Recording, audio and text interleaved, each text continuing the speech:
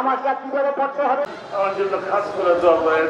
আমি যেটা দেশে সেবা করতে পারি, এলাকার সেবা করতে পারি, এলাকার উন্নয়ন করতে পারি, আল্লাহ যেন আবার সেই সুযোগ দেন। আরেকটা কথা আমি বলবো, এই কারণে বলবো, আর যার জন্য আজকে আমি এই এলাকার উন্নয়ন করতে পারছি, দেশের উন্নয়ন করতে পারছি, আমাদের মাননীয় দলীয় চেয়ারপারসন প্রাক্তন প্রধানমন্ত্রী দেশনেত্রী বেগম খালেদাকে বিনা কারণে, বিনা দোষে তাকে আপনার বিনা দোষে, বিনা কারণে তাকে আপনার তাকে জেলে নিয়ে রাখছিল।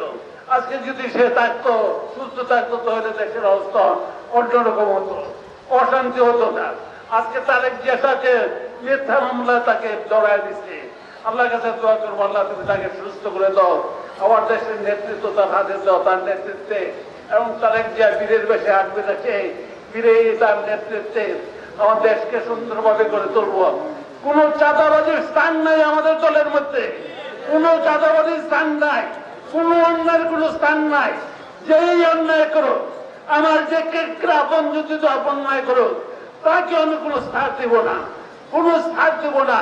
তাকে আমরা আইনের শাসনে তুলে দেবো, আইনের হাতে তুলে দেবো, এরপরে আইনের হাতে তুলে দেবো।